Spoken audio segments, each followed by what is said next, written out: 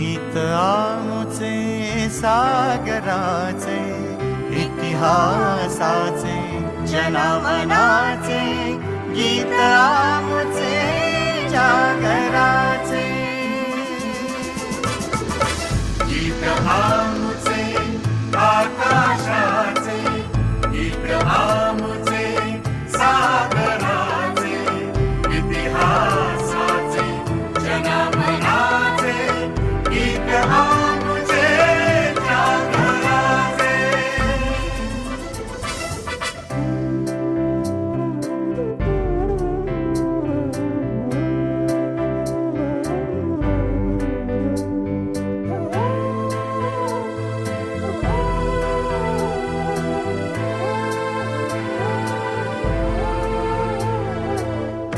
अभंगाचे ओवीचेही मायबोलीचे माहेर, वाऱ्यातही मराठीचे दिवे लख घरोघर. संत महंतांचे विरागी, गीत आमुचे वादळाचे, इतिहासाचे जनमनाचे, गीत आमुचे जागराचे.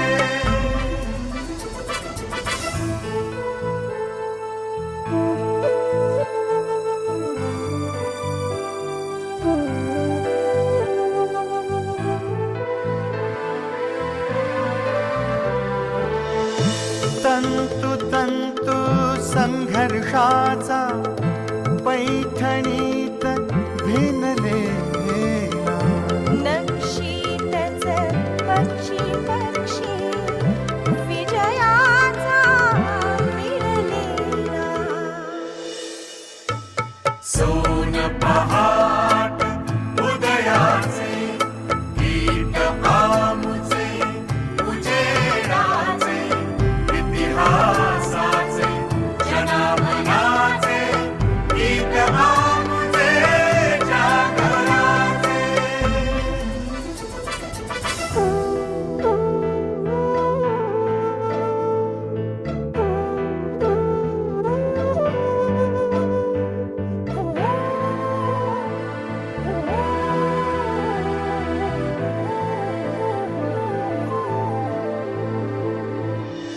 प्रज्ञेचा सूर्य नवा, शब्द शब्द उजळून गेला, समतेचा संग्राचा अर्थ ढाळून गेला.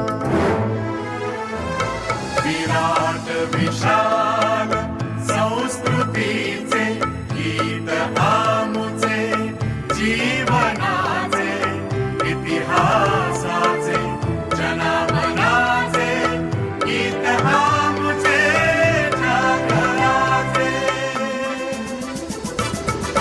गीत आमुचे आकाशाचे, गीत आमुचे सागराचे, इतिहासाचे जनमनाचे, गीत आमुचे जागराचे.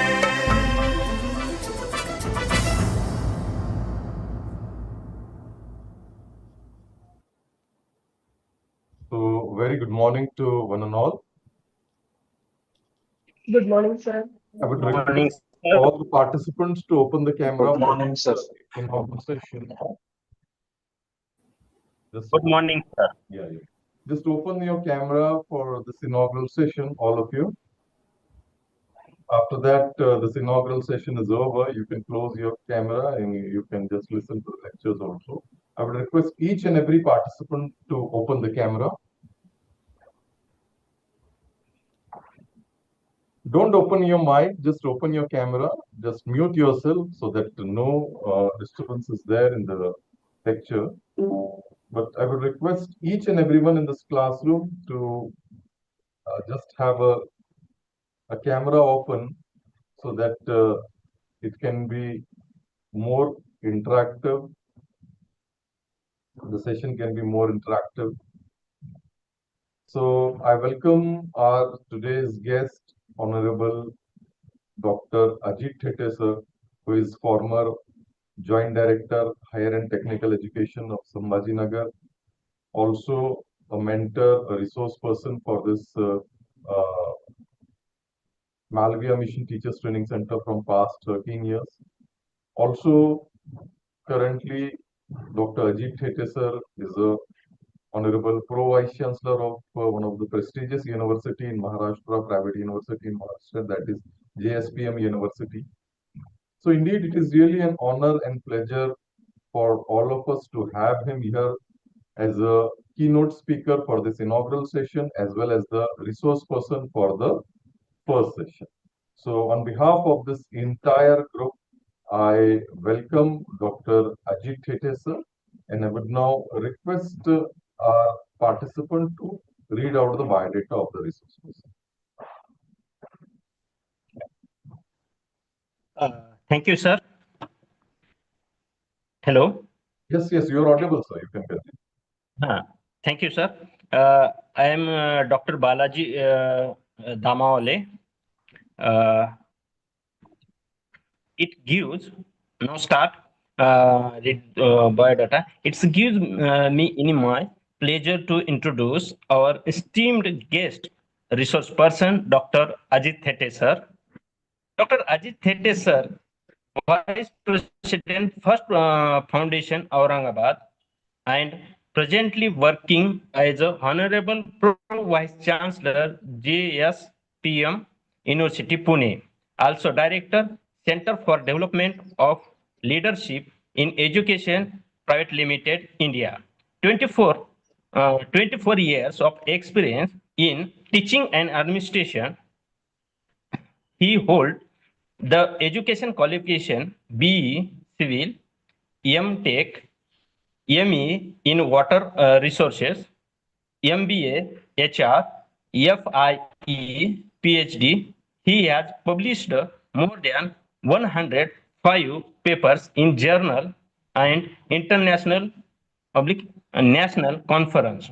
His field of interest include curriculum development, institution system design, strategic planning, institutional development, career guidance and counseling, and project development.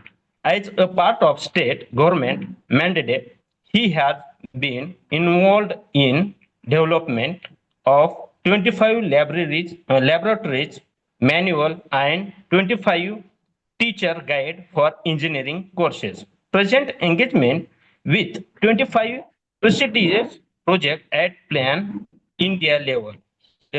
Develop a unique document on curriculum implementation, monitoring and assessment, quality assurance manual. He has been involved in curriculum development of diploma engineering courses for Nagaland, Arunachal Pradesh, Bagalkot, Karnataka, and many autonomous institutes in the state of Maharashtra. He is on various state level committees appointed for the academic and administrative development.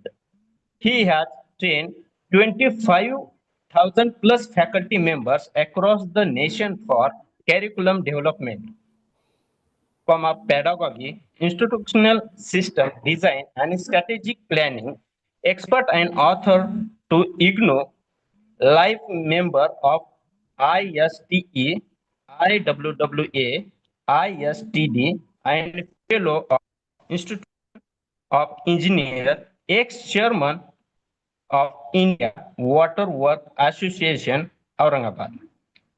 Chapter Member Vision Team for State as well as District. Visited institution in Germany, France, Switzerland, Singapore, Malaysia, Sri Lanka, Hong Kong, Philippines. Thank you, sir.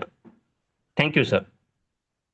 Thank you, number 21, for your kind introduction of the resource person.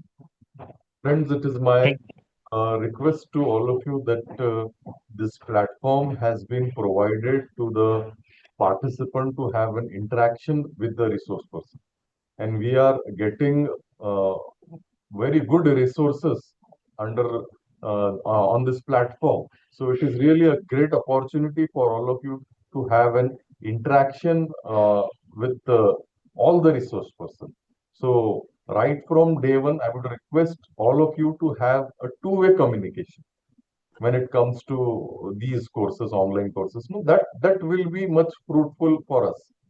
अगर ये दोनों तरफ से अगर communication होता है तो that creates a interest in the sense of the resource person also for what he have prepared and taken the pain he has taking a time out to deliver a talk because you see that honorable Dr. Ajit Thete sir being a pro vice chancellor there are a lot of the tasks but still on the request of this college he has spared his valuable time and same will be with the other resources that they are coming here, they are delivering their efforts and they are spending their time. So I would request all of you to have an two-way communication, to have an interaction with the resource person. So that will make more interest of the resource person for delivering further online lectures anywhere else. So now I would hand over the charge to of this session to Dr. Ajit Thete sir. Sir, you can take a break in between as per your convenience. There are two sessions and you can conclude it at 2 o'clock, sir. Unmute, sir. You should unmute. Yes. Thank you so much, Dr. Emir Rafe sir, for inviting me for this program. Am I audible to all of you? Yes. Yeah. Thank you. Thank you. Yeah. Yeah. So, as said by Dr. Emir Rafe sir, I've been very closely and with many years I'm working with Dr. Babasaheb Ambedkar Marathwada University HRDC Center. And I'm very happy to today to interact with all of you for this induction program for the teachers. As rightly mentioned by Professor Rafi sir, these all discussions which will happen, they are so useful because at this time, I just want to share with you one incident which happened in my life and which has kept me in the teaching profession from last 42 years. I'm working from last 42 years. I remember my first day. Yeah, I started my journey in 1984 as a lecturer. To start that time, the position was of lecturer, not assistant professor. And I was working in a very remote area, a rural area of Aurangabad district. Luckily, I got an opportunity of similar type of the training that you are attending. Of course, it was an offline training program. And when I got to know, because initially my focus or my interest was not to that extent, and when I'm saying beginning means only first 1.5 year. But luckily, in the very second year, I got an opportunity to attain 1 month induction program like you people are attending. And my dear professors, I'm really honestly I'm sharing with you that has changed my life, that had changed my career, because when we understand the role of a teacher, and that too in the context when we today talk about national education policy 2020, it's very important that the role of teacher is very important. So when you attend such type of the program, my sincere request to all of you to take down the notes, ask the questions, and even make some attempt to work on the whatever ideas, whatever theories and principles that will be shared during this entire 1 month induction program. So once again, thank you to Professor Dr. Emir Rafi sir for inviting me. Thanks to you all for joining for this FDP program. Now I will share my presentation and we will start with our lecture.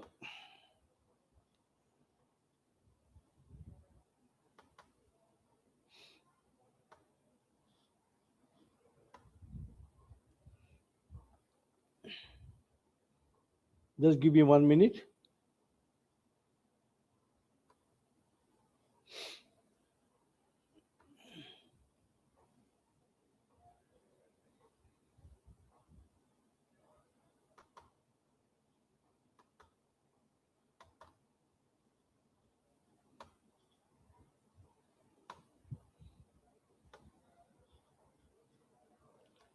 Now, when we talk of, I hope I'm going to present my PPT. You just tell me, is it visible? Is it visible to all of you? No, sir. No? Is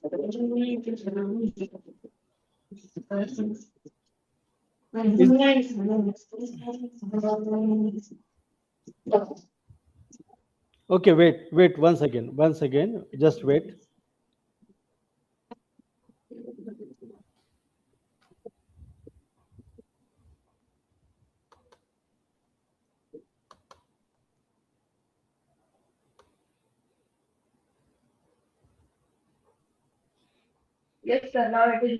Yeah. Yes, sir. Yes, sir. Easy. Sorry, Yes, sir. sorry. I'm extremely sorry. So, friends, today this whatever time allocated to me in two session with certain break, we are going to really deliberate on the topic academic leadership, governance, and management, a strategic way for career and professional development. You all teachers have now opted for teaching as a profession, teaching as a career. A few participants are unmuted. Can you mute yourself? Will you please mute yourself? Hmm. Okay, fine. So, as I was talking in the initial my presentation, that this academic role and teacher's role is so significant, and not in the past but in the present, and it will remain in the future also. We talk about Gen Z generation nowadays. We talk a lot about Gen Z generation. It means that they are more digitally working people. They like more digitalization, digital, uh, whatever we talk in the digital way, they will be very happy to accept that. They are always on either mobile or gaming or something like that. But at the same time, we as a teacher, through our leadership, it is required to shape their future. So, as it was in the past, right, in today and tomorrow, teacher's role will remain intact. The role will become, as we always say, teacher's role is a noble profession.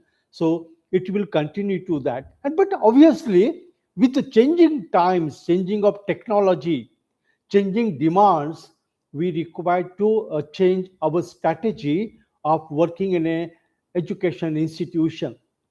And that is what we are going to talk, that how we can strategically go on our career, make our professional really a useful by demonstrating academic leadership, governance, and management.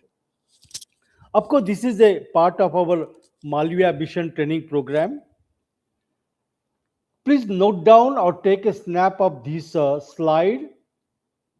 What are the session outcomes that I have planned? I am going to conduct two sessions.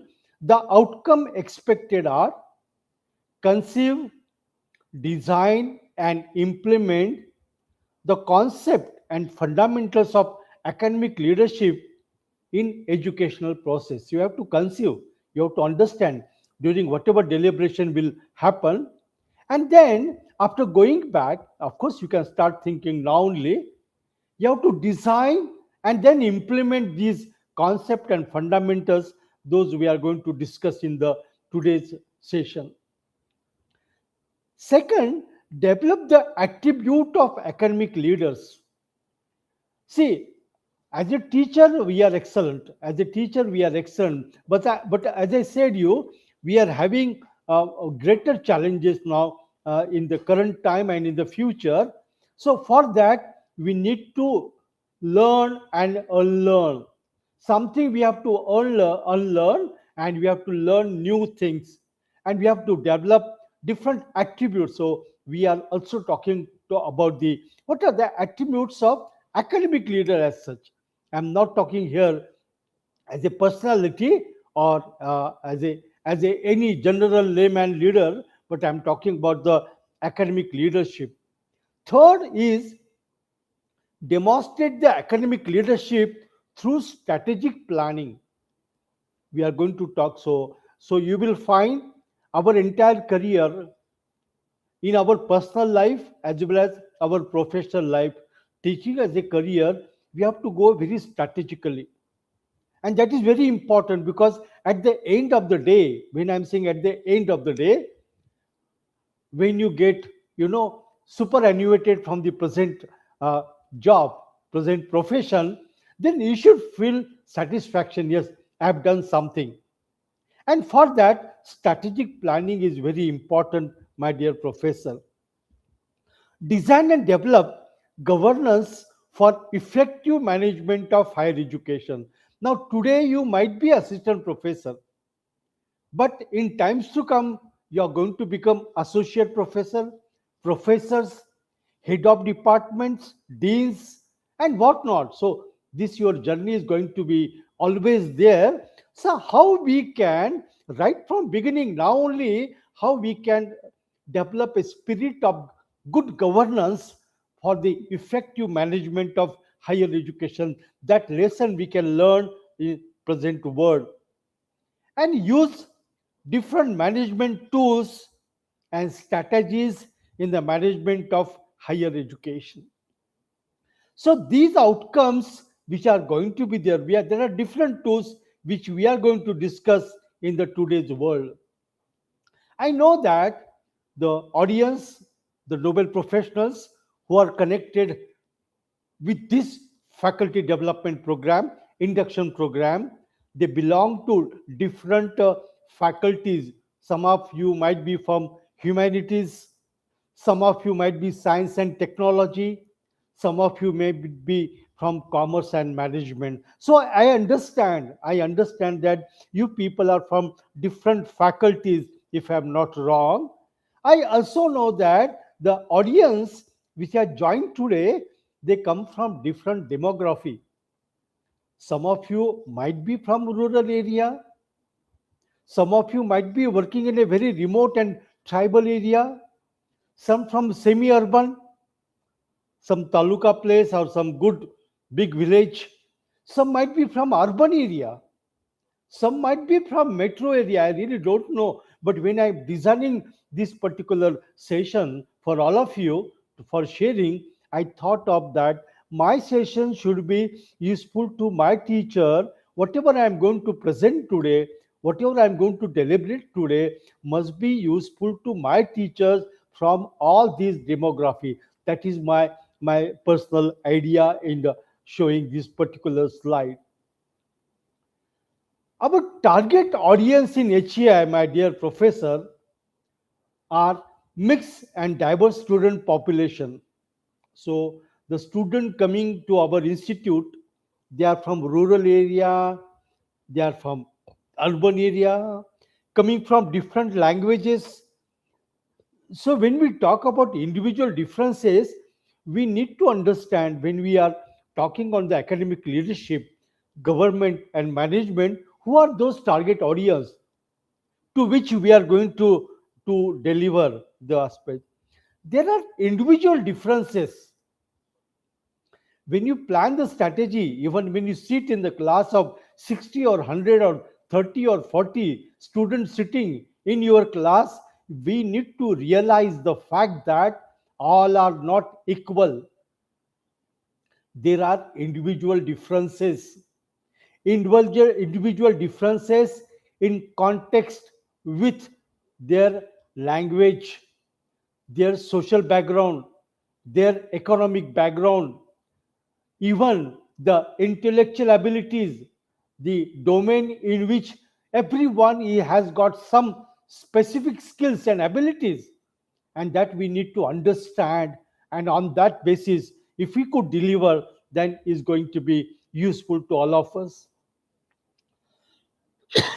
These students which are coming, this audience which is coming to our institution, not really everyone is known about their career and life goals. So why this academic leadership is required, why this governance is required? Because student coming, you must have many times, you must have realized, observed, experienced that student not really very clear about what they are going to do after graduation, or if at all they are learning or doing something, how it is going to matter to their life, what are their life goals. So that is why we require academic leadership which can talk into that. So when we talk about these aspects, our obviously the context is the policy guidelines. National Education Policy 2020, it talks about the holistic development. It talks about the skill development. It talks about creating entrepreneurs. It talks about research and innovations. It talks about multidisciplinary education. So, whatever we are talking now, it is in context to National Education Policy 2020, which has been published by Ministry of Education. So, the policy initiative that demand academic and educational leadership, which have been mentioned in the higher education chapter, which many of you must have read. Let us take quick review to those aspects. Now, why NEP 2020 demands educational leadership? Because NEP 2020 envisions a complete overhaul of Indian higher education system. Every transformative mandate from governance to research requires capable, empowered, and visionary leaders at institutional, systematic, and national levels, including you all.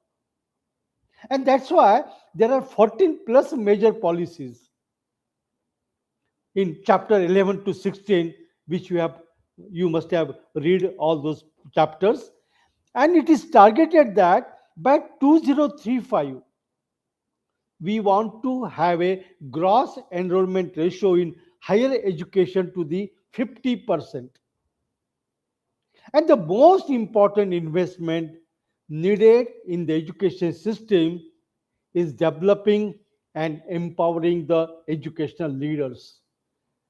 So you all attending this 1 month induction program in the light of National Education Policy 2020, 14 plus policies is very important that it is required to invest onto the education system in developing our education leaders.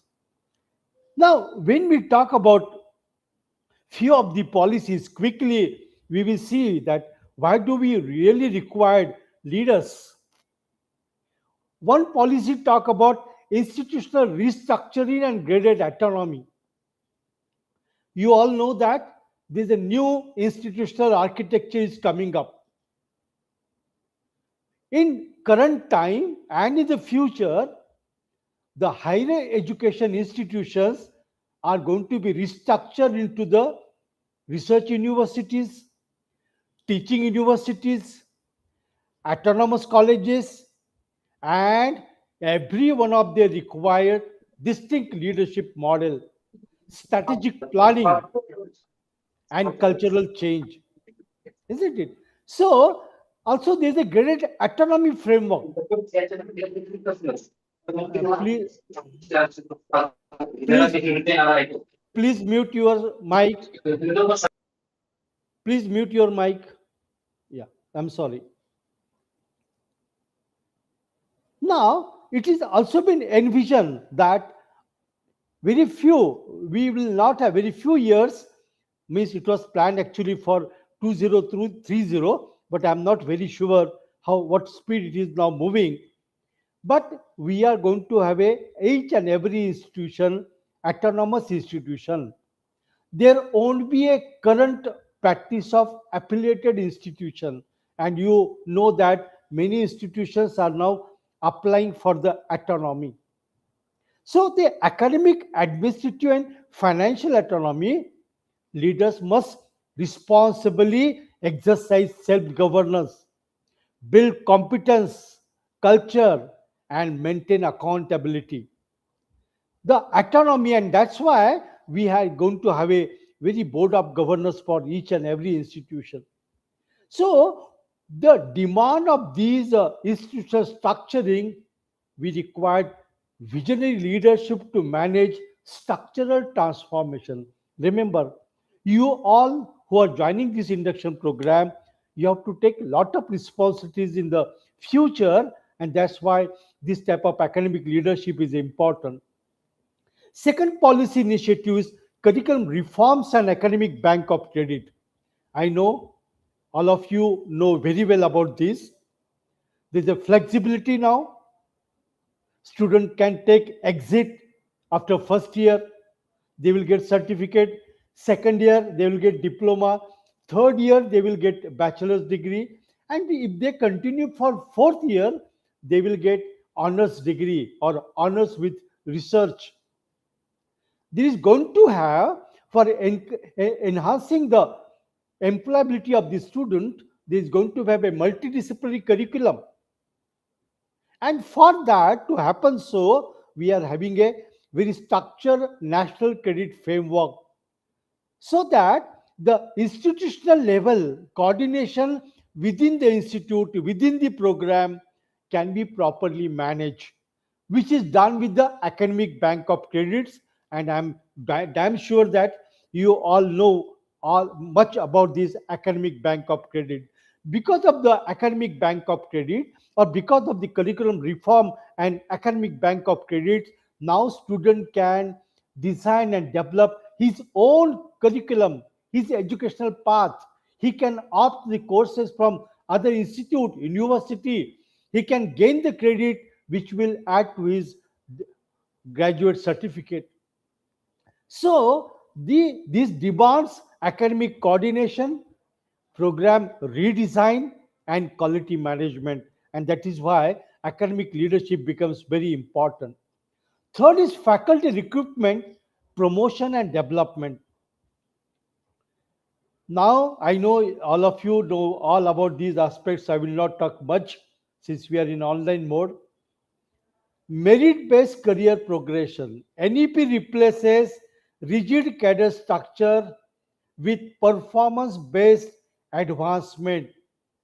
Leader must design and implement fair, transparent appraisal and promotion policies.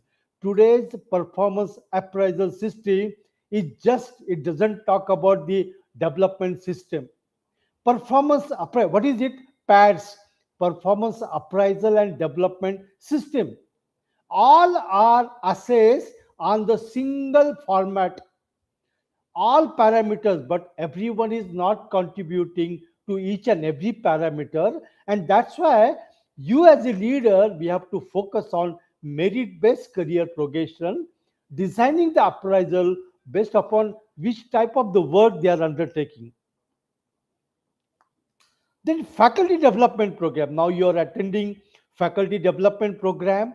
Now leaders to have a build institutional capacity for continuous faculty learning, oversee the quality, and create a culture of professional growth. Today you are attending induction program. Tomorrow you'll act orientation program, refresher program, skill development program.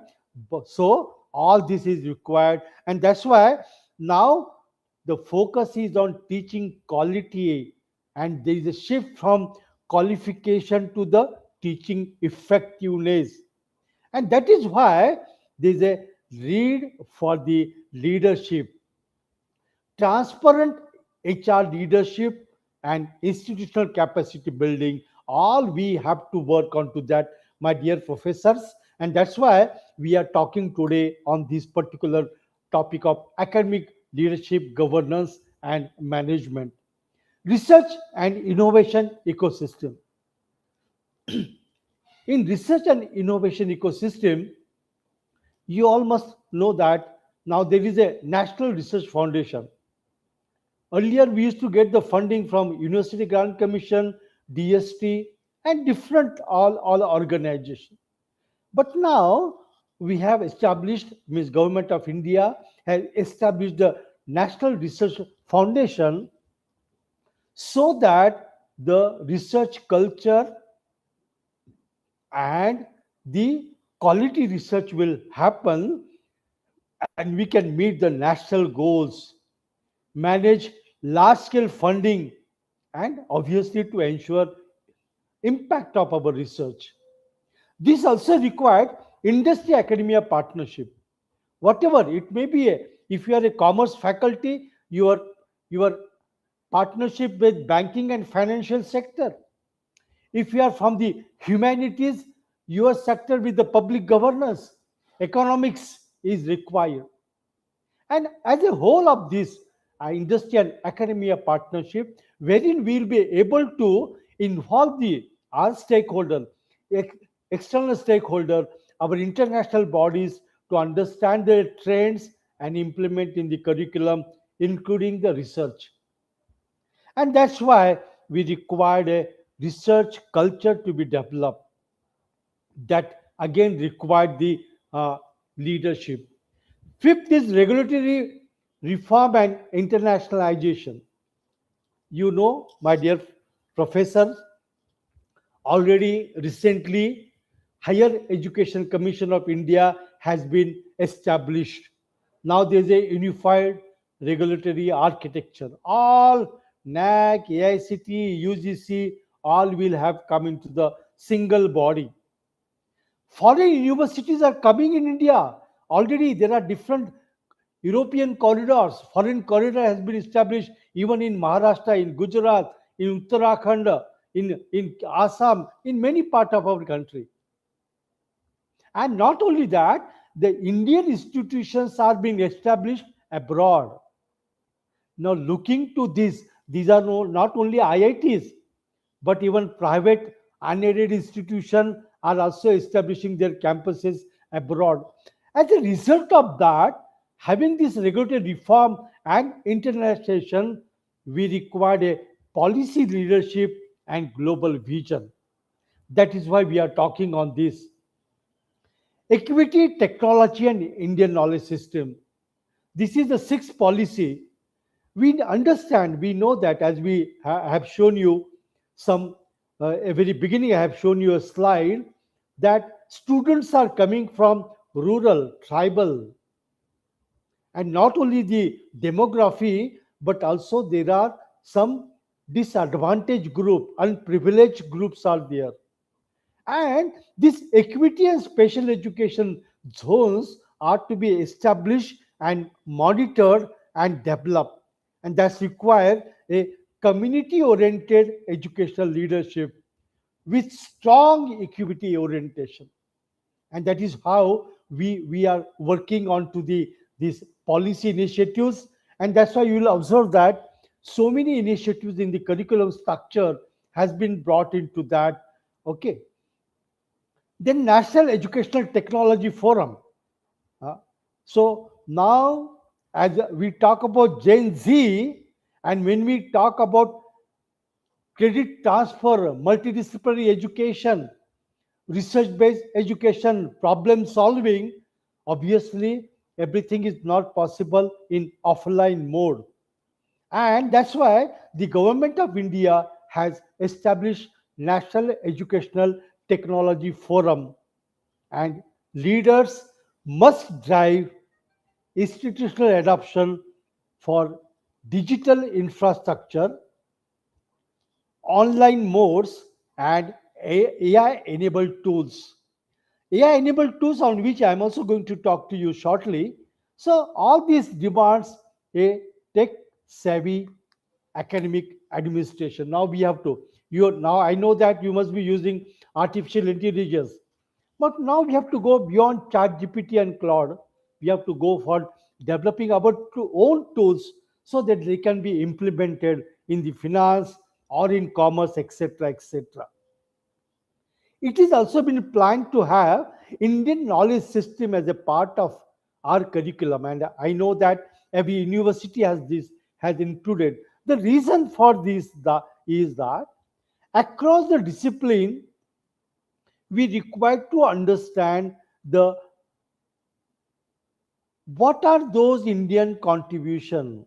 What is that indigenous knowledge across the disciplines which we can work on, we can thought of, we can re-research on that. And that's why we required a inclusive, tech-savvy, and culturally sensitive leadership. Because when we talk about Indian knowledge system, you all know that we always talk and mention of the different aspects which are trying to develop into the era of the education. And earlier we used to talk about Nalanda and Takshashila University.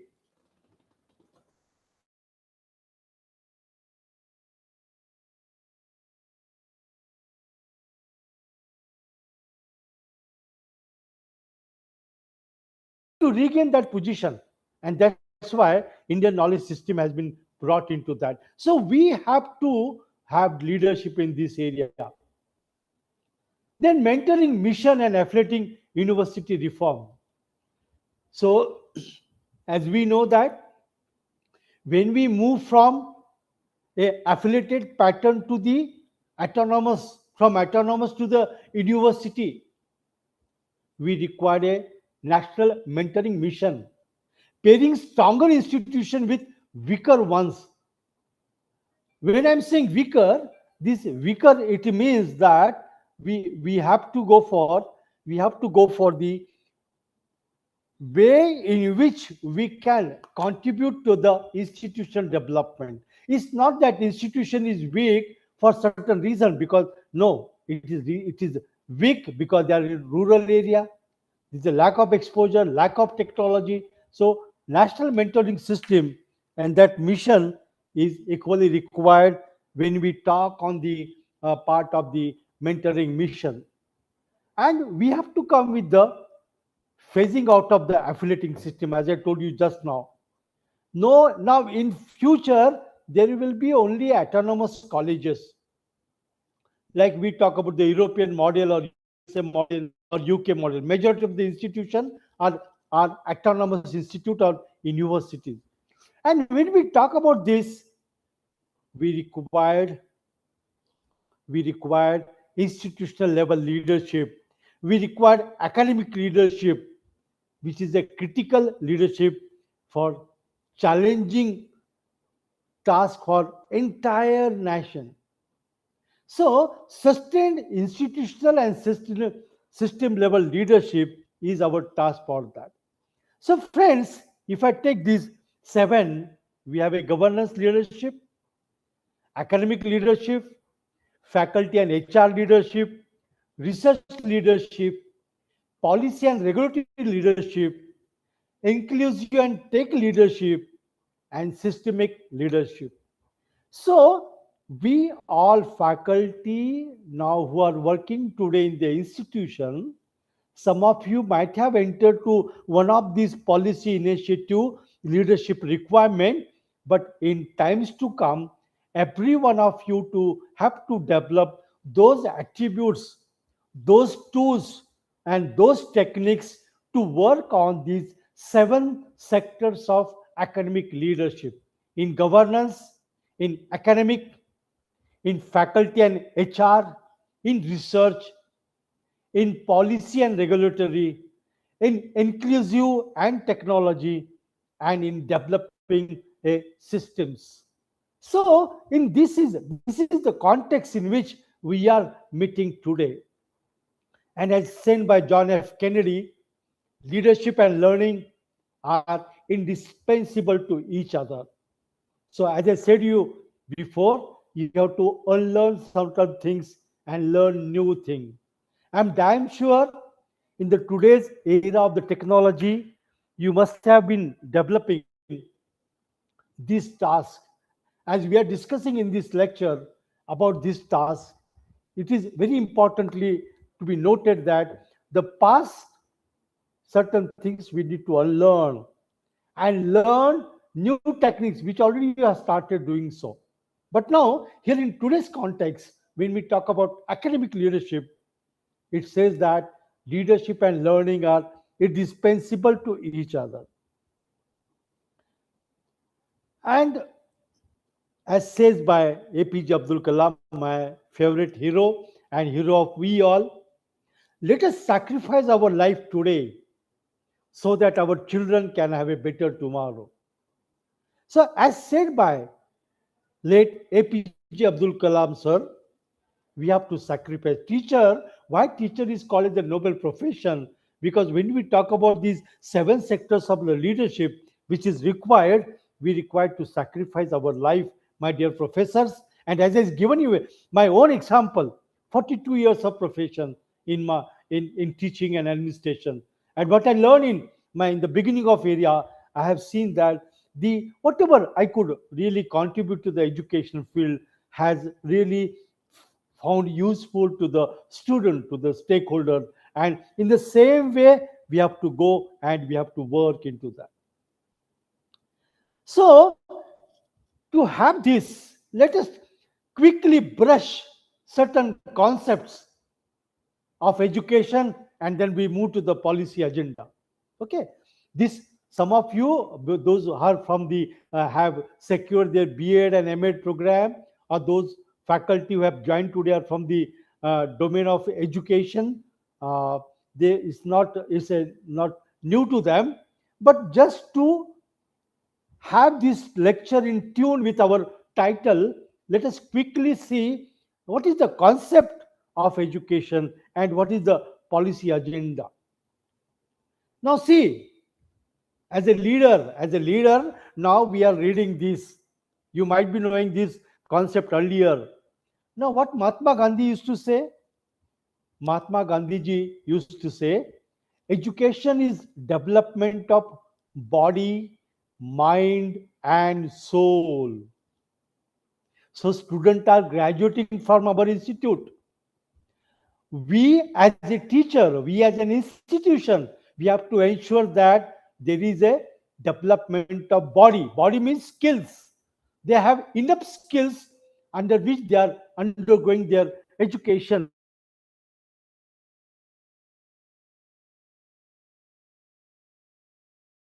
Must have the attitude, self-positive concept. They must follow this standard. There must be sustainable knowledge into that. So attitude matter, values, ethics, soul is also important. So we as a leader, we have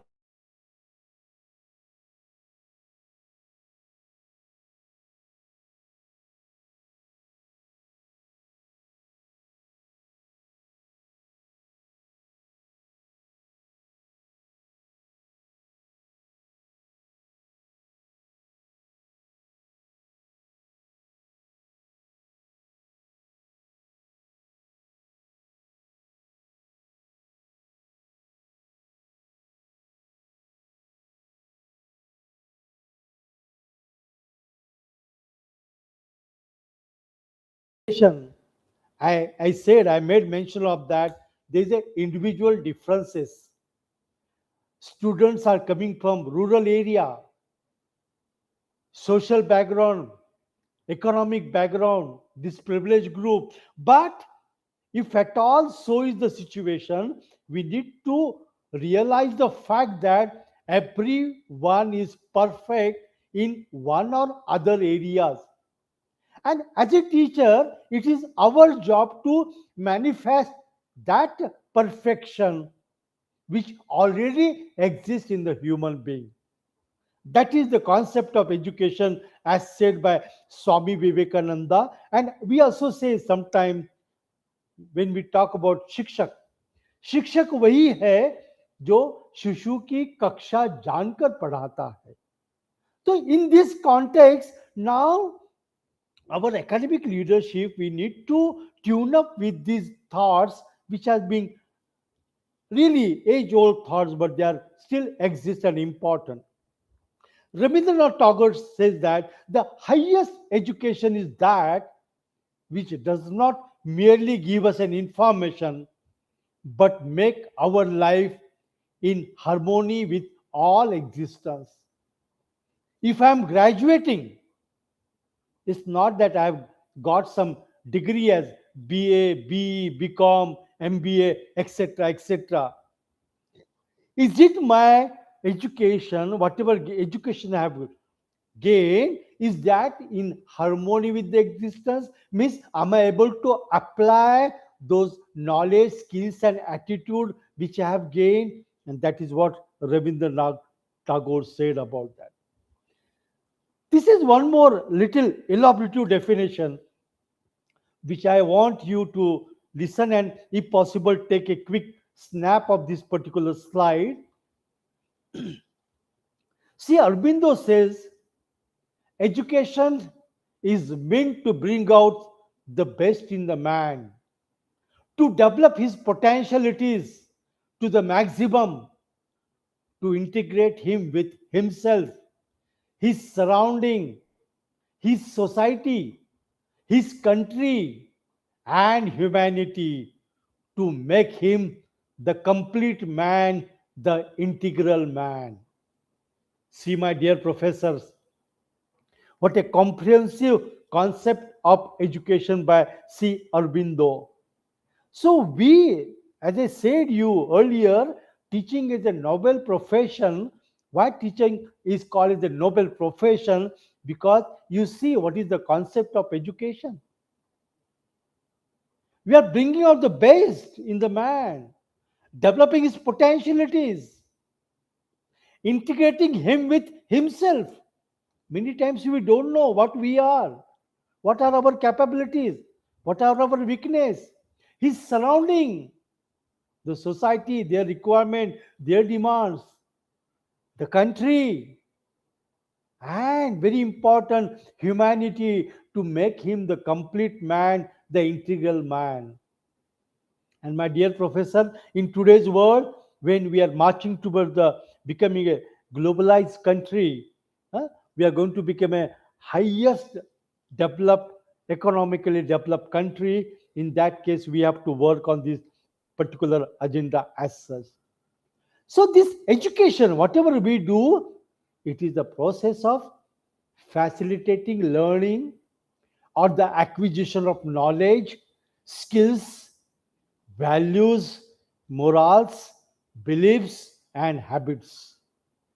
So we, in nutshell, we have to understand this process. And now, as I said you, we have to regain that position of a teacher, and we have to see that a complete man is developed in that context as such. One more example, what is said is the objectives of higher education. Please note, and if possible, take the snap of this particular slide also. The objectives of higher education, which are nationally accepted, globally accepted, and this is one under the Bologna process. Bologna process was initially for the European countries, but when India became part of globalization, these objectives were accepted by the system of higher education in India. And what it says, what should be the objectives of higher education? See, very broad way. Preparing for employment, first task. We have to prepare that so they can get employment. They become self-employed. Okay.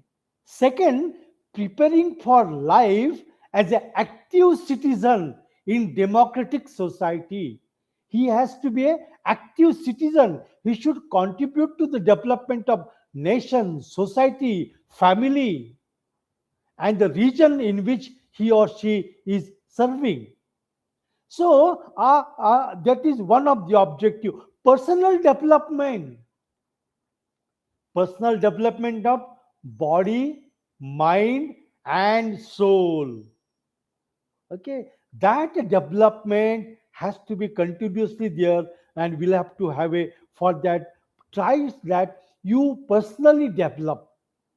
And when you develop personally in all these aspects, you will be able to contribute to the your own self, to your family, to your society, to the nation, and to the global at large. And the fourth objective of the higher education is development and maintenance of broad advanced knowledge base.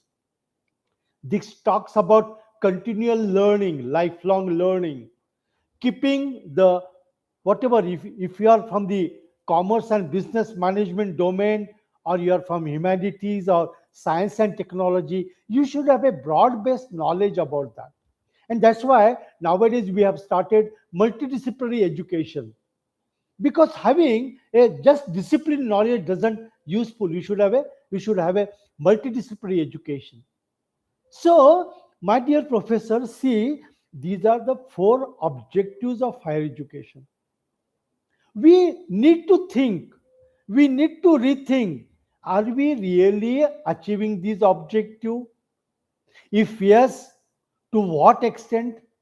If not, what are that is a shortage, is a lacking, and how we can work on that? And National Education Policy 2020, their policy initiatives are going to help us in this particular task as such. And as a part of that, that's why our vision of NEP 2020, the vision of policy is to instill among the learners a deep rooted pride in being Indian. Very important next line. Not only in thought, but also in spirit, intellect, and deeds, as well as, very important to note, to develop knowledge, skills, values, and disposition that support responsible commitment to human rights, sustainable development and living, and global well being, thereby reflecting a truly global citizen. See, my dear professors, the vision of NEP 2020. We have to take into the positive spirit, and we have to take as a input to demonstrate our academics in our institution, or wherever in any university, or wherever you are working as such. This is the vision. Why this induction program? I'm very happy that the organizers have kept this session as a first session, because you people in the induction program, if you got to know the spirit of NEP 2020, its vision, I'm damn sure that every one of you will contribute to such an extent, sky will be the limit. So, this vision, this is the vision. We want a deep rooted pride in being Indian, not only in thought, but in spirit, intellect, deeds, knowledge, skills, values,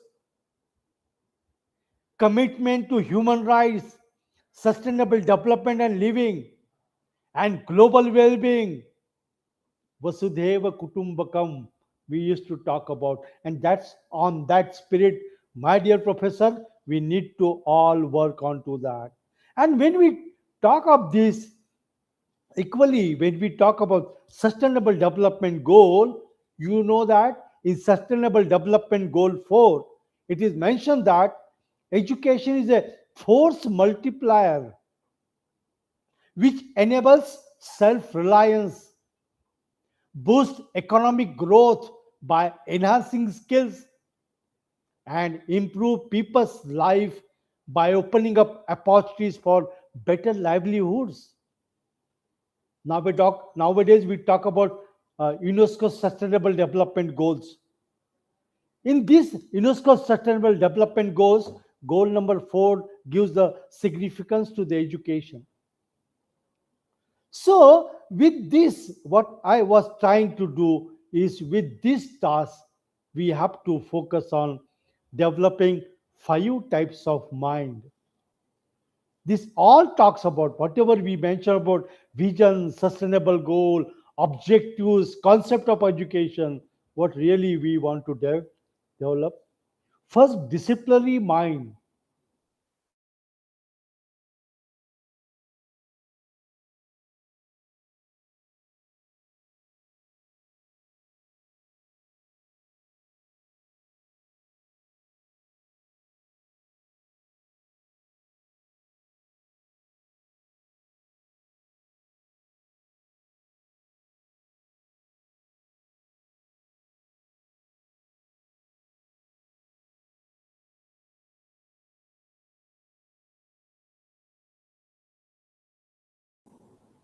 So we have to have a creative mind. They should be able to apply that knowledge in solving the problem, solving the complex problem.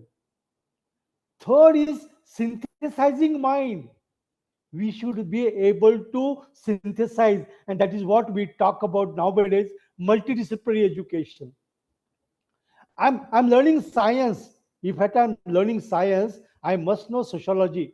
I must know economics of my science.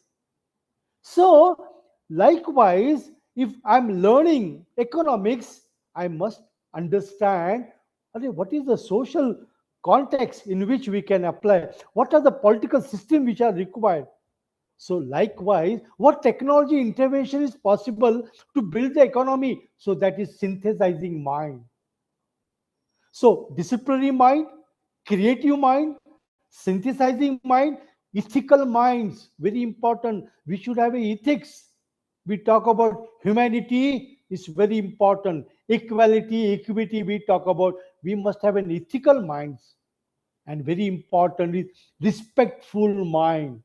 Respect for self, respect for colleagues, respect for your institute, society, family, nation is very important. And this is given by our great Dr. APJ Abdul Kalam, sir. So he has mentioned that these five types of mind we need to try and we need to develop. And this is what we are trying. NEP has given rebirth to the dream of APJ Abdul Kalam, sir, in developing a holistic personality in our Indian context.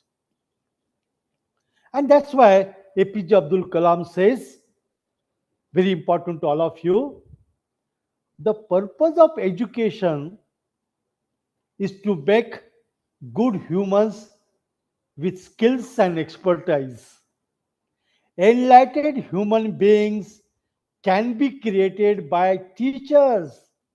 See, my professors, what Dr. APJ Abdul Kalam sir says, how much he has got faith on we all. He says that purpose of education is to make good humans skills and expertise, and these enlightened human beings can be created by teachers. Again, teaching is a noble profession. It's again we are getting the waves about that aspect. Now, when we talk about that, let us move to the next task of our discussion. Now, we talk about academic leadership, but then let us see the fundamentals to education leadership. What are the fundamental? Yes, we know the policy context, we know the concept of education, we know the objective of education, we know the vision. Now, what is that is very much required, which will help us become foundation, fundamentals to the education leadership? What are the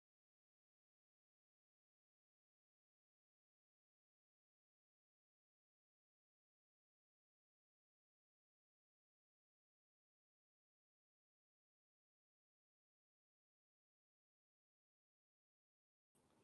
This is what we really want to see.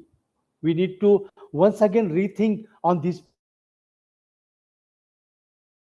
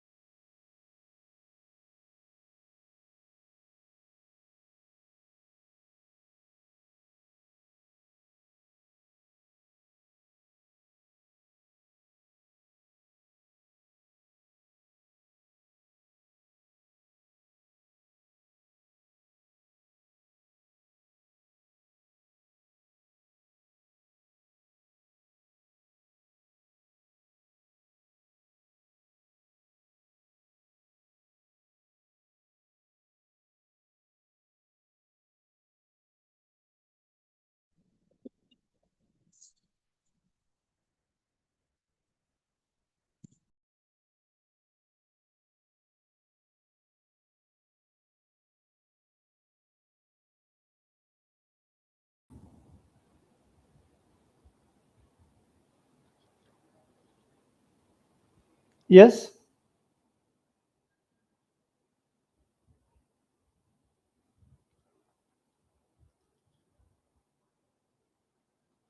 Hello. Hello.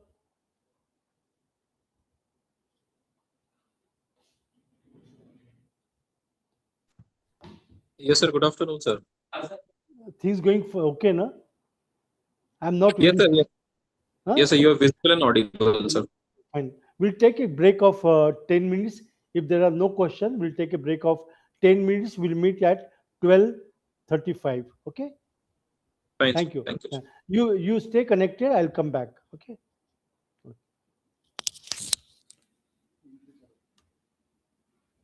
Hmm.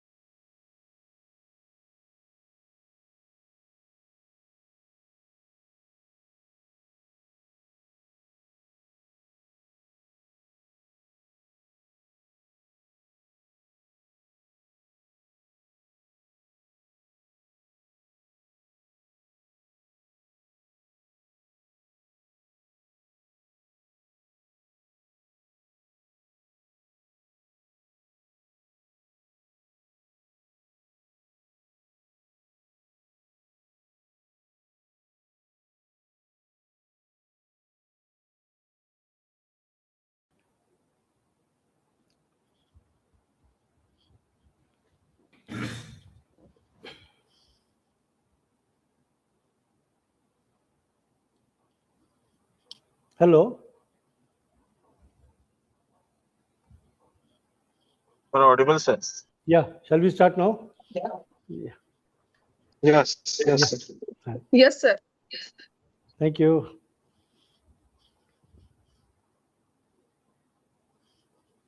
Is this audio visible to you? Is PowerPoint is Yes, sir. visible? Yes. Yeah. Yeah. Yes, sir. Yes. Yeah. Yeah. Now I will some of the slides I will go fast. It is just to because already we have discussed these different aspects of the leadership, and then we'll move on to the uh, different tools and technology. So just for your information, I'm just moving little fast now. Now Sir, your already, PPT is not visible. well, that's what I'm asking you. That's what I have asked you.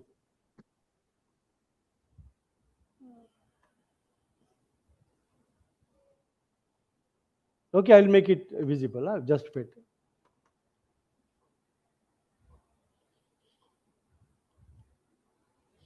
Now it is Yes, visible? sir. Yeah, I'm Yes, sir. sorry. Yes, sir. I'm sorry. I'm sorry. Okay. So few slides, as I told you just now, I will just move forward to give you the idea of different aspects of uh, educational leadership aspect. Now, when we talk about academic leadership, my dear professor, these, based upon our earlier 7 policy we have seen, the academic leadership is the capacity of teacher or faculty member to influence, inspire, and mobilize students. That's what all we said. And for that, very importantly, these 3 types of leadership are very important. Self leadership means if I have to work as a leader and keep one thing in mind, I forgot to tell you that leader doesn't mean only principal or director or head of department. Everyone have to now in this changing context has to work as a leader. Okay. So self leadership. So one type of the academic leadership which is there is a self leadership, means inner discipline, values, self awareness, and continuous learning. To be a successful leader in your entire career as a teacher, you have to see that self leadership exists. And when we say that self leadership is exists, it means yes, your inner discipline is there. You have maintained the values. You know about yourself, and you go on going for continuous learning as such. Second is people leadership, mentoring students, inspiring colleagues, and building teams. This is the second aspect of that. Third is system leadership, institutional governance, policy participation, and curriculum reform. So we all, as we have seen in the previous slide, these 3 leadership aspect domains, or what we can say the attributes, are very important into that. Now when we talk about all these aspects, is very importantly we have to see that every higher education teacher must cultivate 10 things: visionary thinking, integrity and ethics, communication mastery, emotional intelligence, critical decision making, mentoring and coaching, collaborative leadership, adaptability and resilience, accountability and quality, and inspirational presence. So, whatever we talk about self leadership, we talk about the people leadership and system leadership. These attributes we need to cultivate. We all need to cultivate, and in that context, let us take a quickly review of that. The fundamental one is visionary thinking and strategic direction.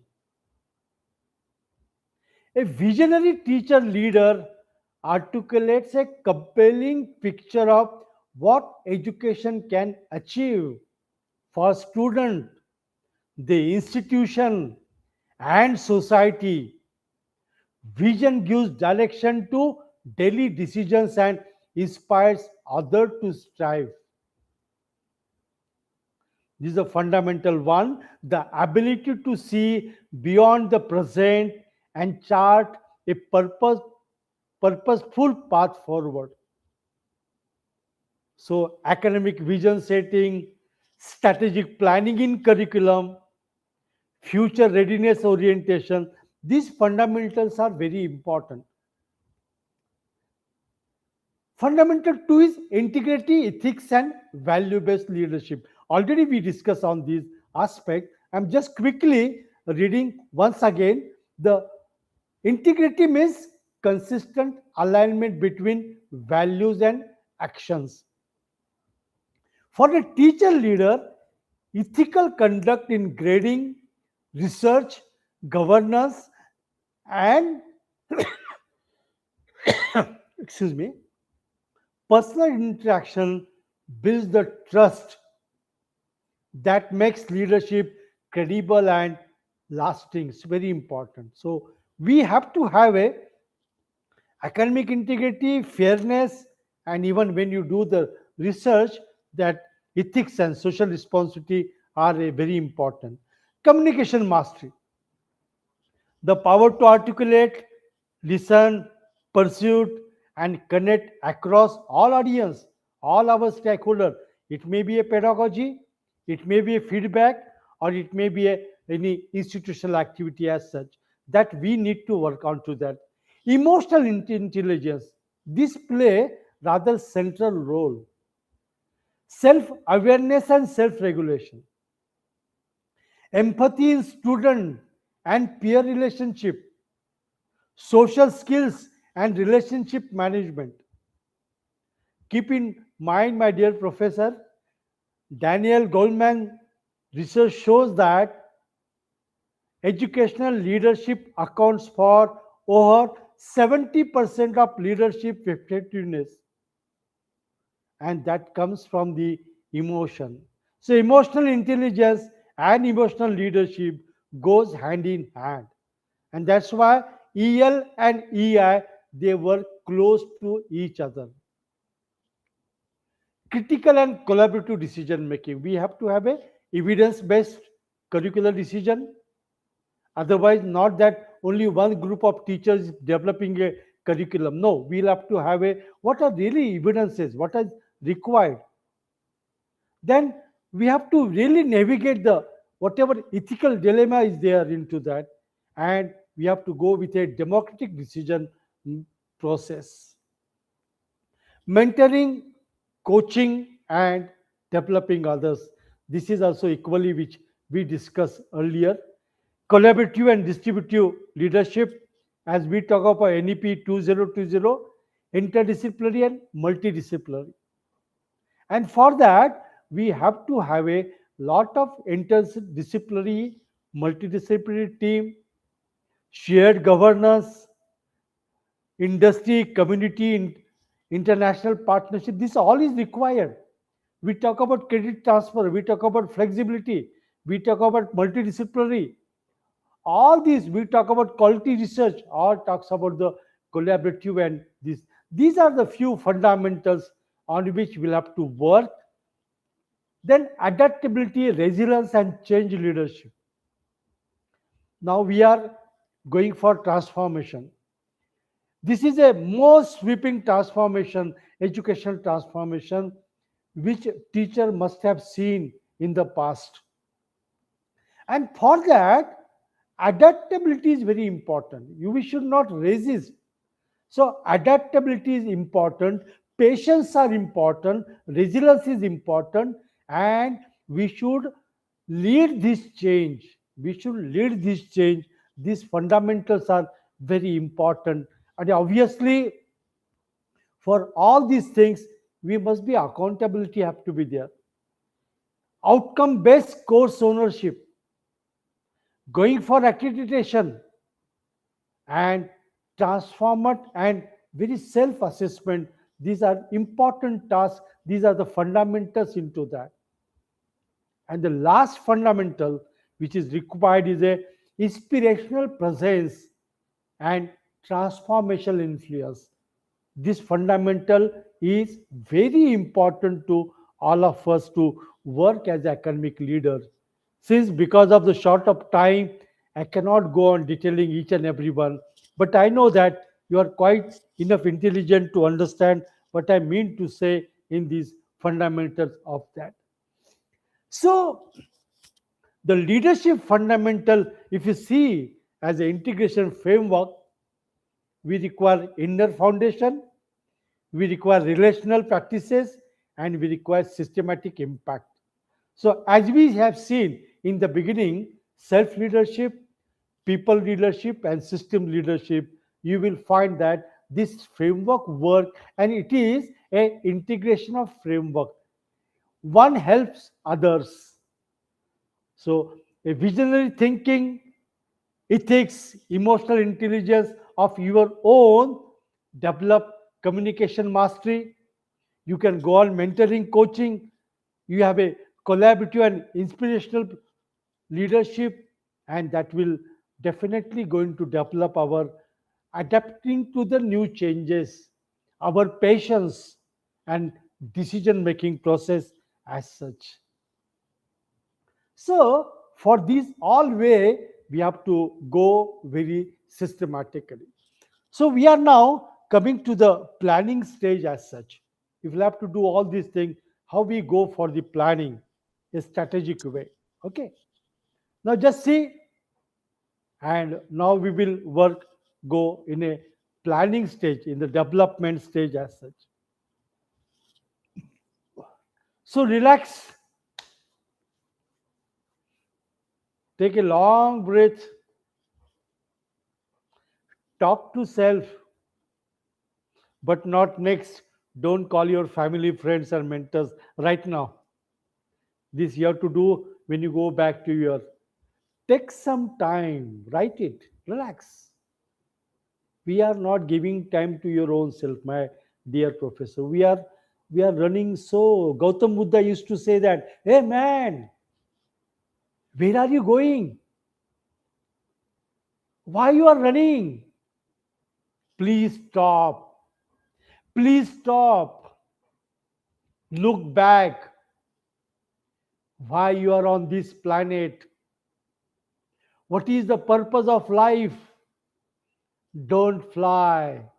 Don't fly. The great His Highness Gautam Buddha has given these thoughts. So we have to think of relax and we have to work on that. And that's why self-life goals, mission, vision, policy, and mandate matters in our personal life and our professional life too. So you should think about some using certain tools. Who am I? Talk to self. Talk to self. Do your SOC analysis. What are my strengths? What are my weaknesses? What opportunities are waiting for me? What are the challenges to grab that opportunity? And based upon that, define the purpose of life and career. Write your own mission and vision. Set the plan, policy, mandate, and action plan. While doing so, search for your hobby and sustain it. Hobby is important. We must have certain hobby, singing, reading, or might be tourism, any sort of the things which will give you, refresh you from your routine life. and monitor and review periodically whatever set you have planned that you have said. It's very important. I'm not talking this a theoretical. This graph is developed, this flow chart is developed based upon my own experience. So you can use brainstorming and you can use mission vision, you can have a strategic planning approach as such. So you can follow different approaches into that. Please mute yourself. 29th போட்டோன்னே okay ma'am நான் முதல்ல அப்பா first சந்தோஷமா இருக்கு. Hello. Some of the participants, please mute yours mic. Hello. எனக்கு John sir சுனில கூப்பிட்டு திட்டாராம். ஜான் சார் சுனில Hello. கூப்பிட்டு திட்டாராம். ஏன் உங்க ஹெச்ஓடிக்கு வேலையே தெரியாதா அப்படின்னு. Who is the moderator of this session? ஏதோ ஒரு டிபார்ட்மெண்ட் இந்த மாதிரி கரிக்குலம் கேட்டிருக்காங்க, அது கேட்டிருக்காங்கன்னு வந்துட்டான் போல. உடனே ஜான் சார் கூப்பிட்டு உங்க ஹெச்ஓடி என்ன அங்க சும்மா உட்காந்துட்டு இருக்கா? Roll number 17, please mute. ஆமா அந்த அம்மாவுக்கு தெரியாம தான் சுத்தி தெரியுது அப்படின்ட்டாங்க. அதெல்லாம் தெரிஞ்சுக்கிட்டே தான் அந்த மாதிரி உங்களை வந்து வேலையை வாங்குது, நீங்க அதை புரிஞ்சுக்க மாட்டேன்றீங்க அப்படின்னு சத்தம் போட்டாங்க. Hello, professor, please mute. Yeah. So we have to see me and the world. You know, we have to. அதுல விசி போய் பார்க்கும்போது சொன்னாரு டேட்டாபேஸ் போறோம். எல்லாம் வந்துட்டாங்க ரூம் வாசல்ல. If you are the mobile number, please call them here. இல்ல விசி பாருங்களேன் தெளிவா. Dear participant, who is talking? Please mute your mic. Just for formalities அப்படினா. Please mute your mic.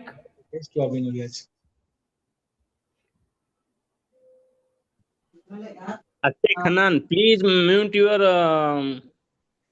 sound, please. Hello. அதுக்கு sir போவாதீங்க. Ajit Khanan. ஆனா யாரும் உள்ள போல. இல்ல என்னன்னா இப்ப வந்து டீம் லீடர் இப்ப நான் தான். Hello Ajit Khanan. நீ உள்ள போ. நான் இங்க உள்ள போடு. வாங்க எல்லாரும் Roll number 17, please mute your. Hello. ஒரு 10 பேர் Hello. Dr. Ajit Khanan. யாரு மேம்? Hello. சுனில் மட்டும் தான்.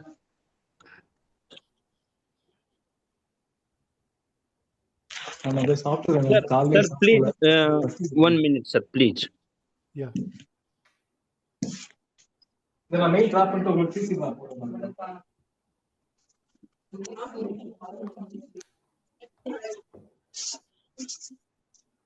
நீங்க சாப்பிடுறது எனக்கு கபாகபான்னு பசி இருக்குது.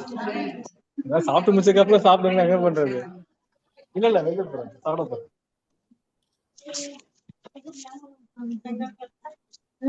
பஸ் ஓட்டி பழகுறீங்களா?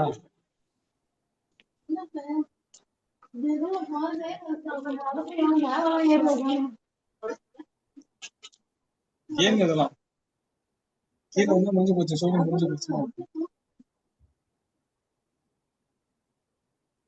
இது நைட்ல உட்காந்து விளையாடுவோம் சும்மா ஜாலியா.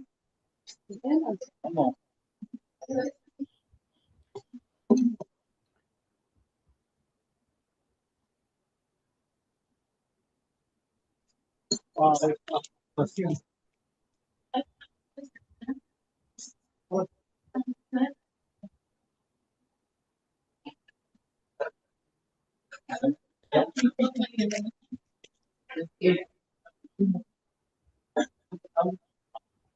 Do you have their mobile number? Call them to their office. Sir, we don't have the contact number of this Ajit Khanan, but you can communicate to department who hosts the meeting. Okay, I'll talk to Rafi sir. Okay, fine. 1 minute, sir. 1 minute. Call, sir. 1 minute.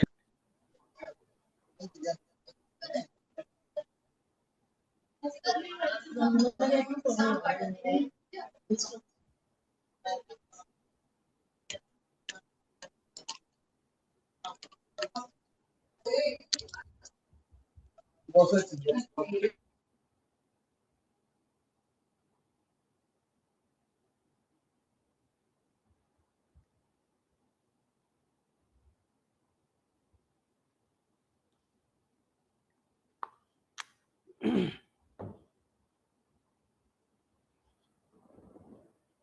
think they have mute their speaker. Am I right?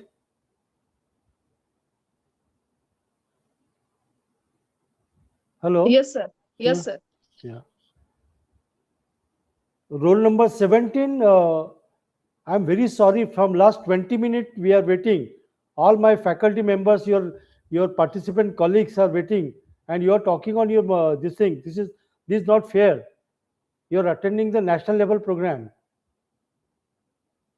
If at all you want to talk, then you should have mute your mic. That shows Sir, call not. that you are not interested in attending this session.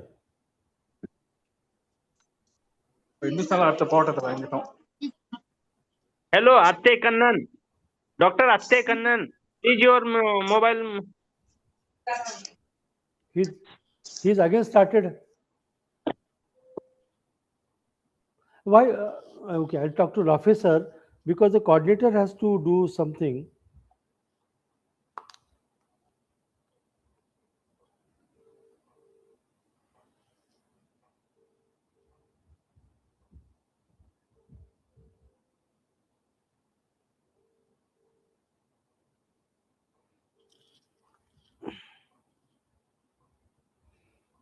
Okay.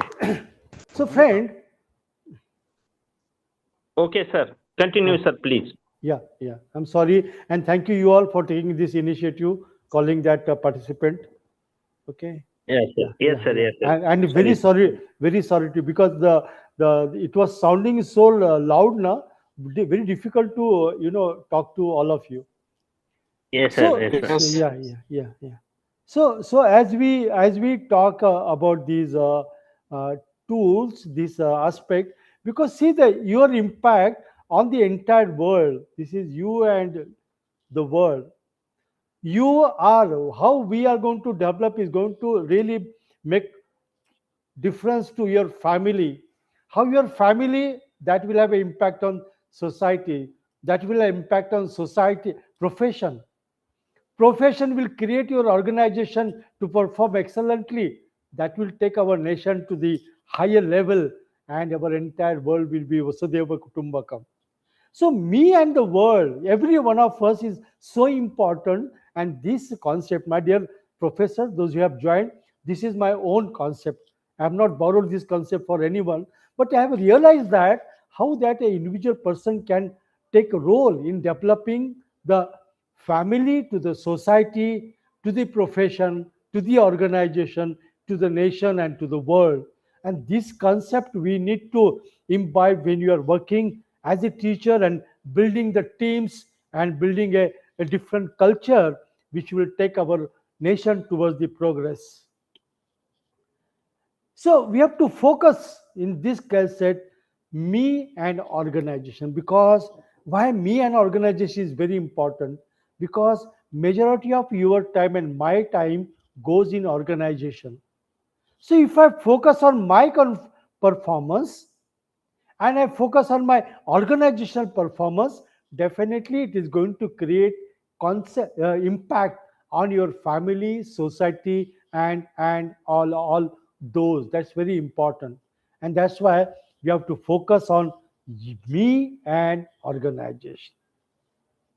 So let us go or designing a strategic way of working on this task. And when we talk about designing the organization culture and excellence, very importantly, we have to talk about mission and vision. Okay.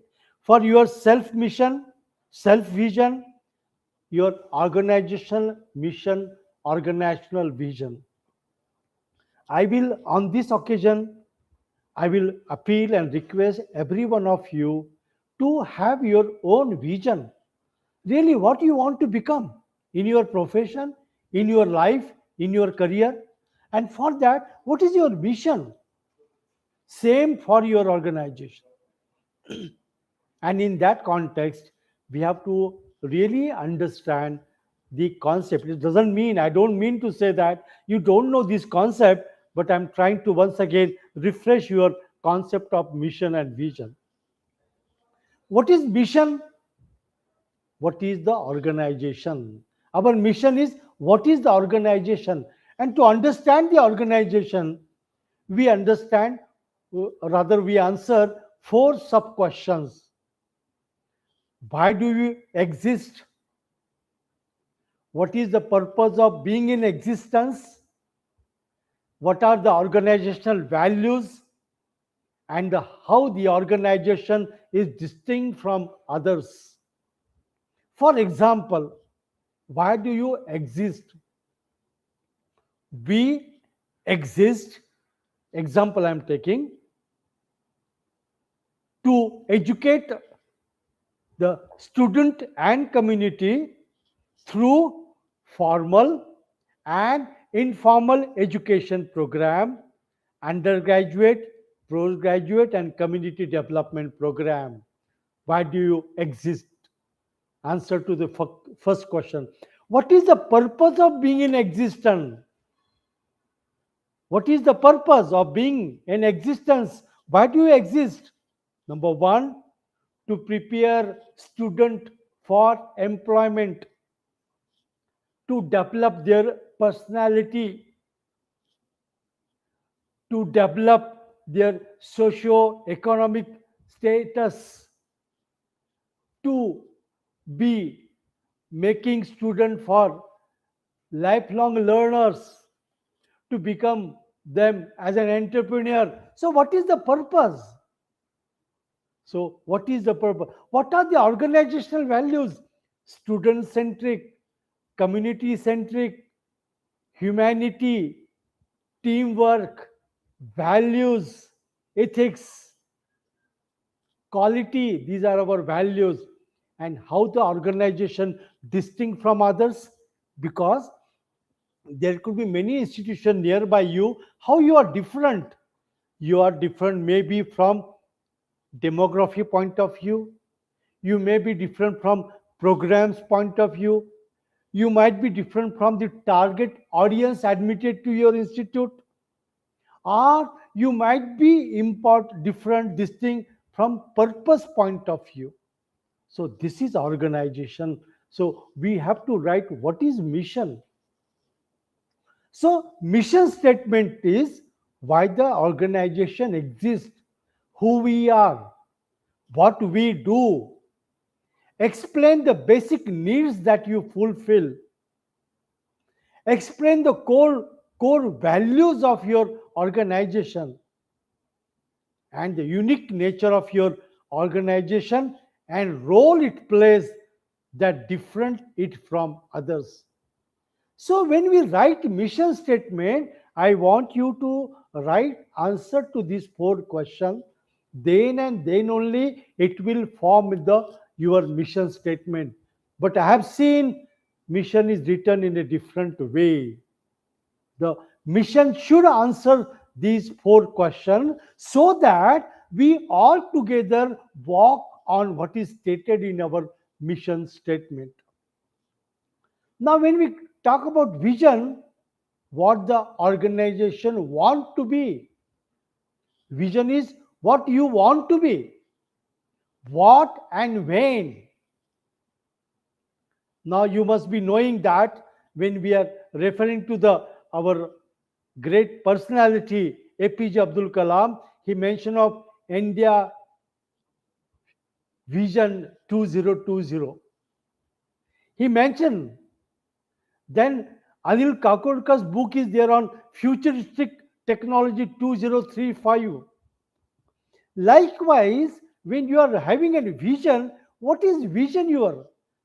Your vision could be, we want that our at least 75% student get employment, our 7% student go for entrepreneurship, rest of student go for higher education. Our vision is that we will have a business incubator in our institution. We will have a flexible programs which address to the local, national and international needs. So, yes, please come.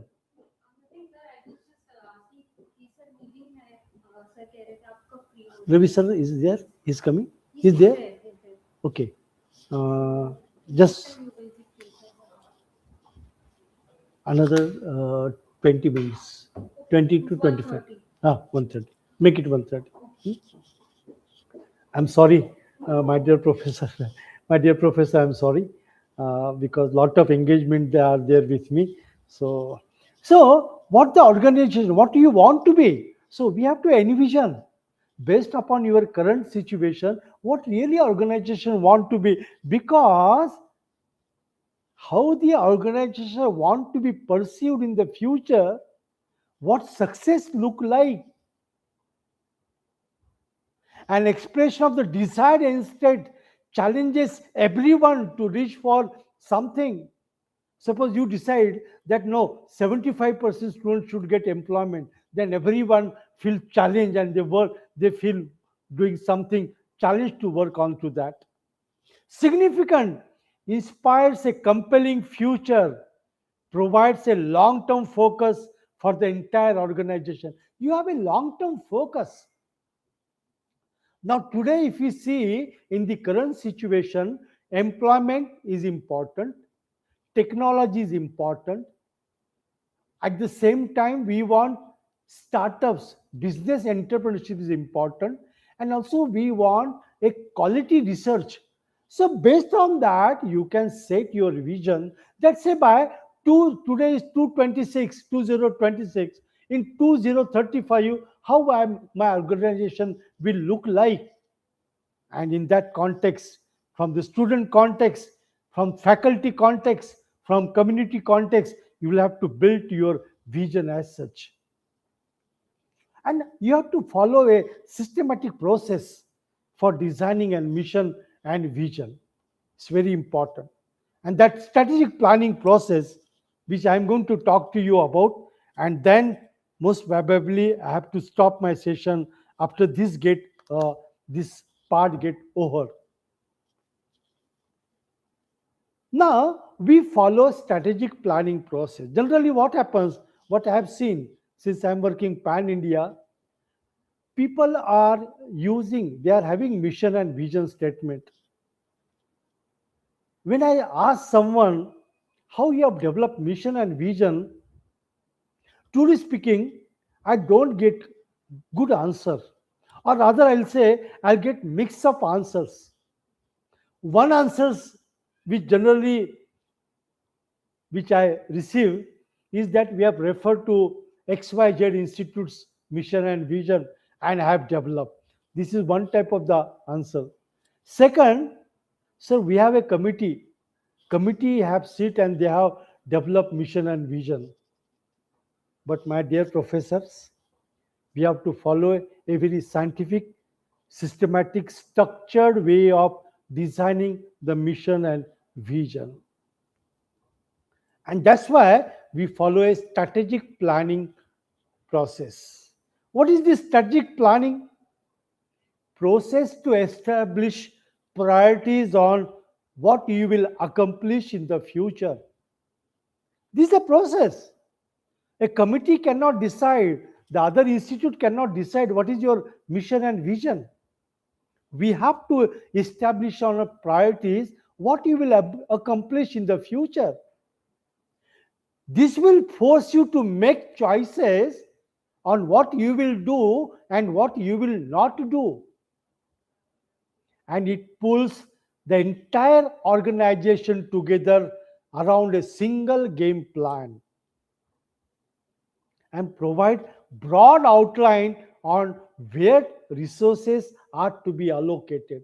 So we have to go for a systematic strategic planning, design, establish the priorities, do only what is required, and make it open to all in the development and even implementation so that we can get a single game plan in doing so. This is one of the model which I'm going to talk to you about before I close today's session. A strategic planning process. A, B, C, D, E. There are different models of going for strategic planning process, I have simple model is A, B, C, D, E model. A stand for assessment, B stand for baseline, C stands for components, D stand for design to specific, and E stand for evaluation and monitoring. Now, see in detail the red quotes where we are, where we want to be, and how we are doing. See the strategic planning model based upon three phases: where we are right now, where we want to be, where we are is a mission, where we want to be, vision, and how we are doing is our implementation plan. So when we use this model, we first do the assessment. First stage is assessment. We form the committees by involving student, faculty, staff, management, and study what is the origin of the institution, how the institution is established, with what purpose, and since establishment till today, what are the development phases, what are the success steps, what are those milestones you have achieved, where you have failed, and do the SOC analysis of your institution. What are the strengths? What are the weaknesses? What opportunities are there? What challenges are there? So first of all, do the assessment. Based upon the assessment, prepare a baseline report. You have to involve all internal and external stakeholders into that. From the assessment, from origin and purpose, make first point in the baseline report, what is the purpose of institution? From the strength and weakness, write about the present of the institution. What is the present? From opportunities and challenges, write what are the future opportunities, what are the future challenges. From the development phases, you will come to know that why you succeed, why you fail. So what those values which carried you ahead. And from that also you will come to know what is the origin, what is the purpose, and what are the gaps. So once baseline is there, then you'll come to the component, really where we want to be. The purpose and present of from the baseline report will tell you what is your mission. If you remember that definition of the mission statement, why do we exist?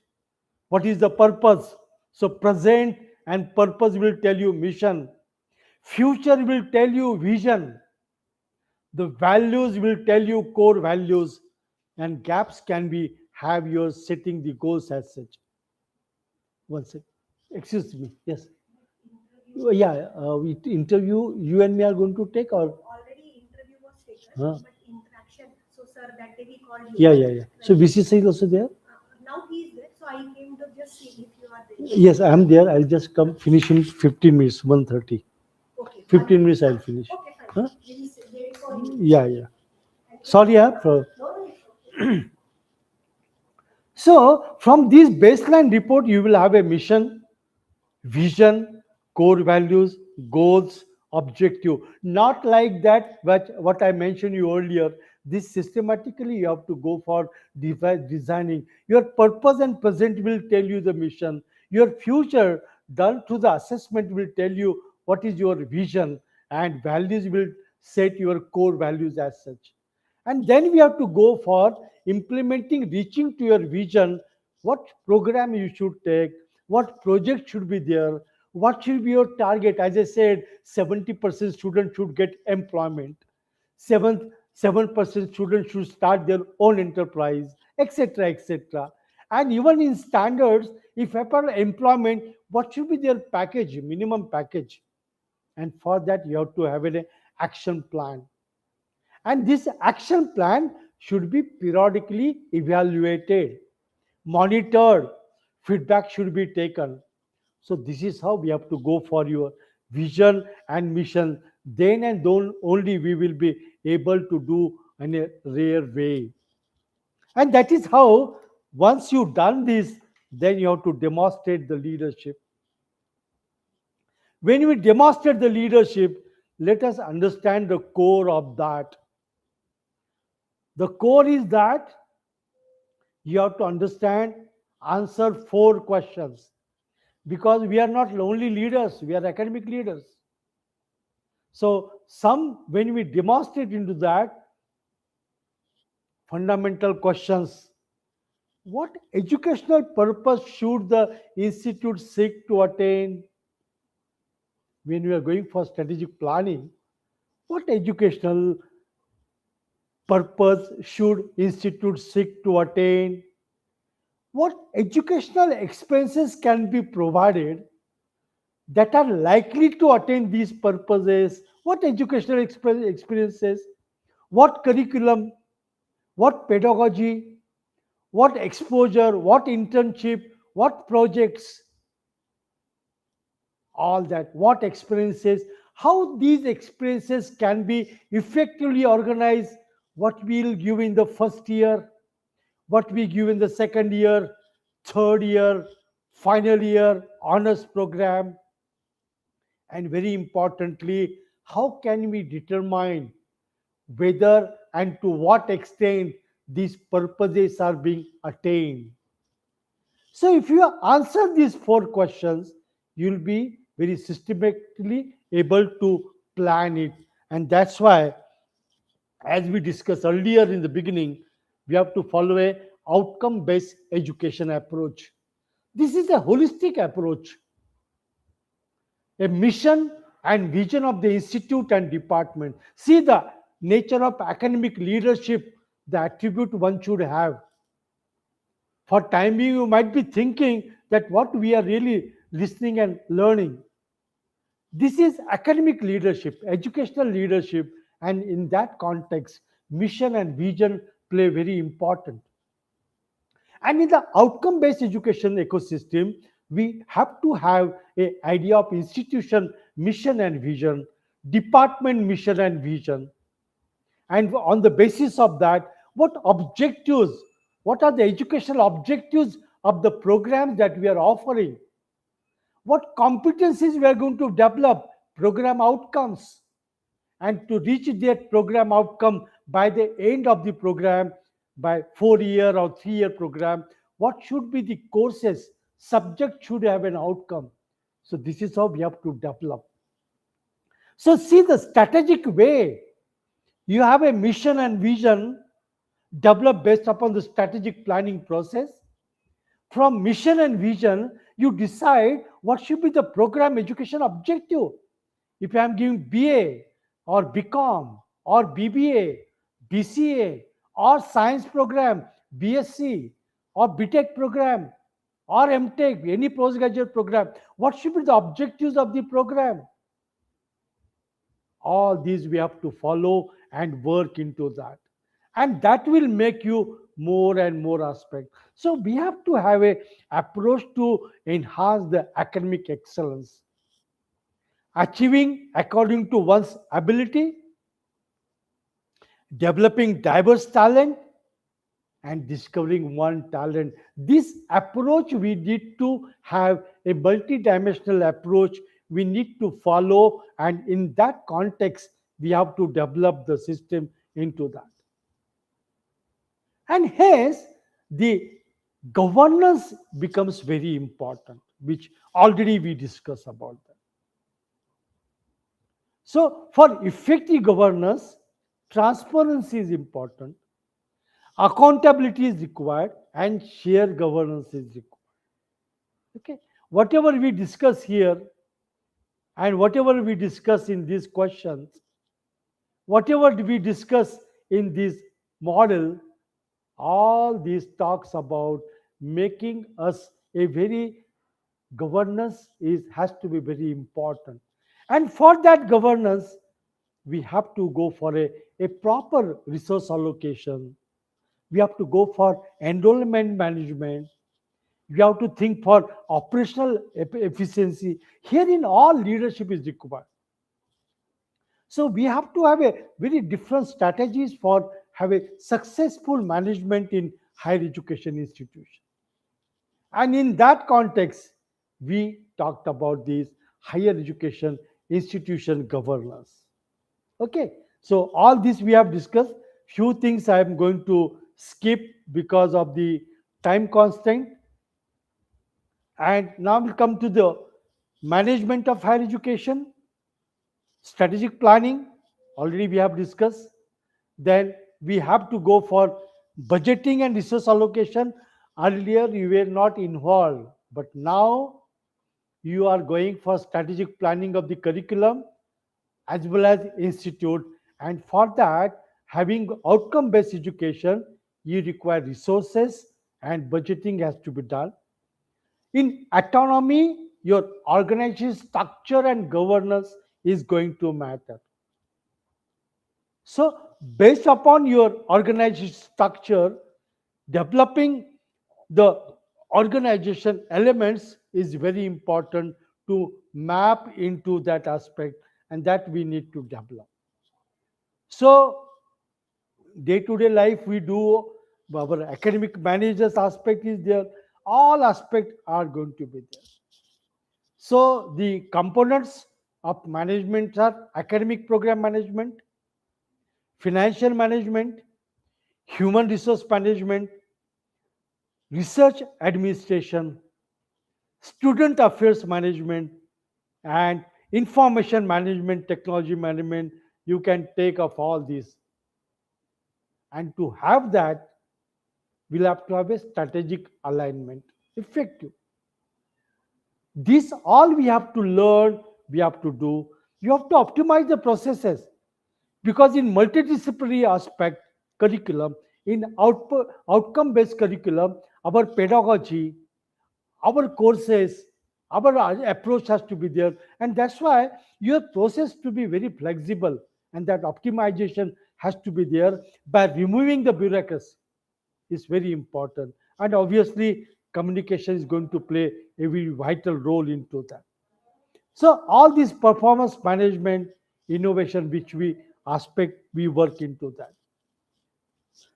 Now, in doing also nowadays, we can use AI in governance and management. Okay.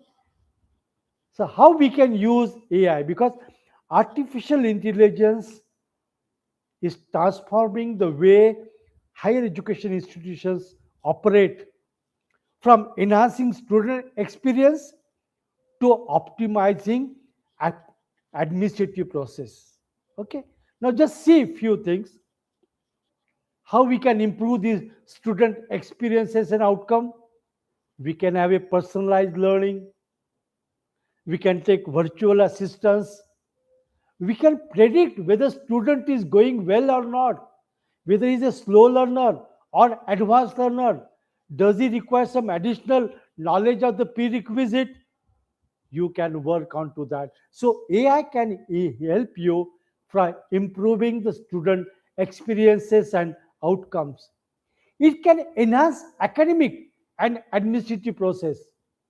Automated grading is not only a on-screen evaluation, but this AI-driven grading system will provide efficient and objective assessment, setting the question paper, Bloom's taxonomy, using of verb, questions, valid questions, reliability, all be taken into aspect. Then even scheduling the optimization, whatever the courses, room assignments, preparing the timetable will also develop. It will not only do that, it will also help you in the admission and scholarship, in facility management. So AI powered building system monitor, optimus energy part of that, maintenance part of that, security, everything can be used in this process into that. And obviously, we can go for a variety of personalized learning. Diagnostic assessment is possible, intelligent tutoring is possible, curriculum optimization is possible, and all these we can work. So, my dear professor, coming to the last 2 3 slides which I am going to present, the leadership role of teachers is very important. So, the teacher central role in NEP is academic innovator, mentor and guide, research leader, and institutional builder. So NEP 2020 envisions teacher not merely as a content deliverer, but as an academic leader who drive curriculum reform, mentor student, lead research, champion equity, and build institutional culture. Every NEP mandate places the teacher at its operational center. And that is how we can work and we can do on to the different aspects of this reason. So, friends, there's a lot to talk, lot to discuss, but because of the time constraint, I am stopping today because some meetings are waiting for me. So, with this, I will stop. If you have some questions, quickly we will address those questions, and we'll now say bye bye to this particular session. Actually, the time given was 2 o'clock, but my some meetings are scheduled because of my change role in my university. So, any questions, please?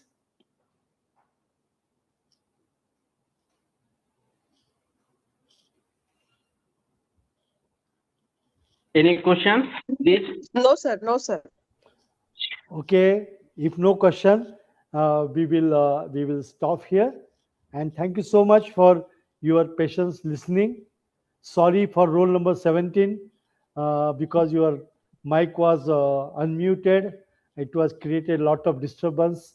So please take care henceforth in when you organize the session.